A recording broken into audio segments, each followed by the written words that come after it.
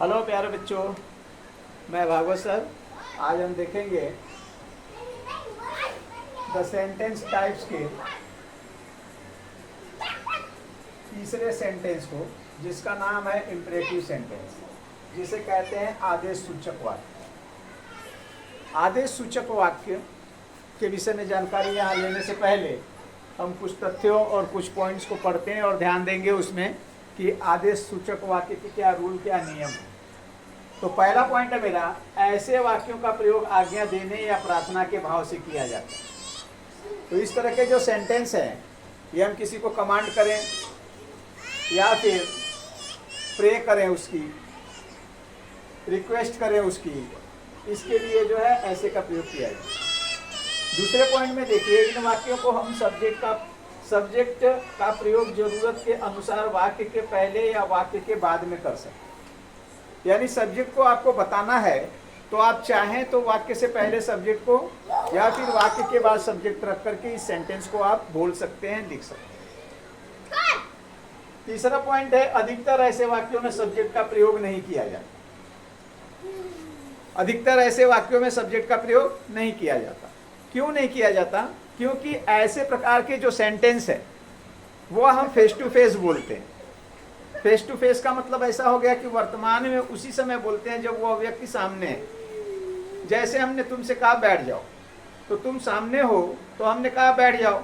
तो इसमें ये जरूरी नहीं है कि हम जो है कि सब्जेक्ट को बोलें। ऐसे ही गेस कर लोगे आप कि हाँ मुझे ही कहा जा रहा है, या फिर मैं आपका नाम लेके कह सकता हूँ कि मोहन बैठ जाओ, या फिर ऐसे भी कह सकता हूँ बैठ जाओ मोहन। तो समझने का प्रयास कीजिए। नेक्स्ट पॉइंट है ऐसा, इसका श्रोता के साथ संबंधों के अनुसार वाक्य में प्लीज या काइंडली का शब्द का प्रयोग किया जाता है। श्रोता यानी जो सुनने वाला है, जिससे आप कह रहे हैं, उसको देखते हुए आप जो है इसमें प्लीज या काइंडली आगे या पीछे लगा सकते हैं। तो प्लीज का मतलब रिक्वेस्ट के लिए आपने कह दिया कृपया करके। तो मान लीजिए ये शब्द का प्रयोग हम कब करते हैं? हम तब करते हैं जब सामने वाला व्यक्ति हमसे पद में या फिर उम्र में या जिस तरह भी आप उसको रिस्पेक्ट देना चाहें, अगर आप बड़ा समझना चाहें तो आप उसको बोलने से पहले प्लीज या काइंडली का प्रयोग कीजिए। आगे देखिए, इन वाक्यों के अंत में फुल स्टॉप का चिन्ह लगा होता है। इसकी पहचान है, इन वाक्यों के भी अंत में फुल स्टॉप का चिन्ह लगा होता है, जैसे असर्टिव सेंटेंस के अंत में लगा रहता है। असर्टिव सेंटेंस को पढ़ा, दोनों को पढ़ा आपने, अफर्मेटिव नेगेटिव दोनों को पढ़ा, दोनों के अंत में देखा आपने कि फुल स्टॉप का चिन्ह लगा हुआ है। तो इसी तरह इस वाक्य के अंत में भी फुल स्टॉप का चिन्ह लगा होता है। ऐसे वाक्यों का निगेटिव हमेशा डू नॉट से बनाया जाता है, क्योंकि सब्जेक्ट हमेशा यू होता है और इसे प्रेजेंट में ही कहे जाते हैं। इससे आपको ये पता चलता है कि सब्जेक्ट यू है, सेंटेंस जब प्रेजेंट में बोला गया है, यू प्लूरल सब्जेक्ट है, उसको जो है हम डू का ही प्रयोग कर सकते हैं, डज का प्रयोग नहीं किया जा सकता। डिड लगा नहीं सकते क्योंकि प्रेजेंट में बोला जा रहा है। इसलिए यहां जो है हम निगेटिव बनाने के लिए डू नॉट का प्रयोग करते हैं, सब्जेक्ट यू होता है। आइए देखते हैं, कुछ वाक्यों के द्वारा इसको समझने का प्रयास करते हैं। ये ओवरव्यू की तरह मैं पढ़ा रहा हूं, बार बार कह रहा हूं। आगे जो है मैं इसके डिटेल जो है आपको बताऊंगा और आपको सिखाऊंगा। अभी मैं समझने के लिए केवल इतना बता रहा हूं कि इनका पर्पस क्या है। ये जो सेंटेंस हम पढ़ रहे हैं, assertive sentence, interrogative sentence, imperative sentence, ये पर्पस किस उद्देश्य से है मैंने पहले ही बता दिया कि सेंटेंस टाइप्स जो है दो तरह के होते हैं। एक जो है पर्पस के लिए और दूसरा जो है स्ट्रक्चर के लिए। तो यहाँ जो है हम पर्पस के हिसाब से पढ़ रहे हैं। पहला क्वेश्चन है, give me a pen. Give me a pen, मुझे पेन दीजिए। तो ये मैंने जो सामने है उसी से तो कहा, तो जो सामने है उसका या तो कोई नाम होगा या फिर वो तुम है। मान लो यहाँ रिया है, तो मैं यहाँ रिया भी लगा सकता हूँ कि रिया गिव मी अ पेन, या फिर मैं रिया को बाद में भी लगा सकता हूँ, give me pen a Riya, give me a pen रिया, इस तरह भी कर सकता हूँ। ठीक है। या फिर मुझे निगेटिव का प्रयोग करना है, तो यहां मैं जो है डोंट का प्रयोग करूंगा, डू नॉट का। Don't give me a pen.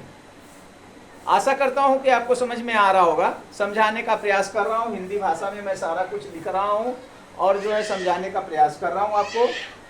दूसरा सेंटेंस है रीड इट अगेन, इसे दोबारा पढ़िए। तो किसे कह रहा हूं? जो सामने है उसी तो कह रहा हूं, वो प्रेजेंट तो है, प्रेजेंट में ही तो कह रहा हूं, तो इस पर ध्यान दीजिएगा। अगर उसका नाम लेकर कहना है तो Mohan read it again, Mohan इसे दोबारा पढ़िए। या फिर ऐसे भी कहता हूं रीड इट अगेन मोहन, इसे दोबारा पढ़िए मोहन। या निगेटिव बनाना है तो डोंट रीड इट अगेन, इस तरह से होगा। यहां देखिए अगला सेंटेंस, सिट डाउन, बैठ जाइए। किसे कहेंगे भाई? जो सामने होगा उसी को तो कहेंगे। अगर बड़ा है तो प्लीज लगा देंगे, प्लीज सिट डाउन। अगर हमसे छोटा है तो हमने उनसे कह दिया कि सिट डाउन। अगर उसका नाम है कोई तो नाम लेना चाहते हैं तो राम प्लीज सिट डाउन, ऐसे भी कह सकते हैं। या फिर सिट डाउन राम, इस तरह भी कह सकते हैं। उसी तरह से कम इन, कम इन, कम इन का अर्थ क्या? जो सामने है उसी को तो कह रहे हैं अंदर आने के लिए, तो उसमें नाम लेने की आवश्यकता नहीं है। इसीलिए जो है यू जो है सब्जेक्ट इसका हमेशा छिपा रहता है। ये वर्ब के फर्स्ट फॉर्म से शुरू होता है, ये जो है वर्ब के फर्स्ट फॉर्म से शुरू होता है। बी ट्रूथफुल, सत्यवादी बनो। किसको कहते हैं? बच्चों को कहते हैं। बच्चे झूठ अक्सर बोलते हैं तो उनको कहते हैं बार बार हम कि सत्यवादी बनो, सही बोलो, इस तरह की भाषा हम प्रयोग करते हैं। तो यहाँ जो है नाम लेकर भी बोला जा सकता है, नाम आगे पीछे भी लगाया जा सकता है, ऐसी बात नहीं है।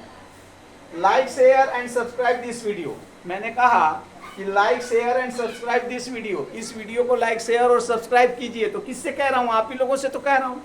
सामने कौन है? आप ही लोग है ना। तो आप कौन है? यू है। समझ में आ रही बात मेरी? तो हमने ऐसे कहा like share and subscribe video. या फिर आपका रिक्वेस्ट करूंगा तो कहूंगा please like share and subscribe this video. तो इन बातों को आप समझने का प्रयास कीजिए कि इंपरेटिव सेंटेंस होते क्या हैं। यहाँ देखिए दो सेंटेंस मैंने निगेटिव बनाया है। डोंट मेक अ नॉइज, शोर मत मचाओ, शोर मत मचाओ।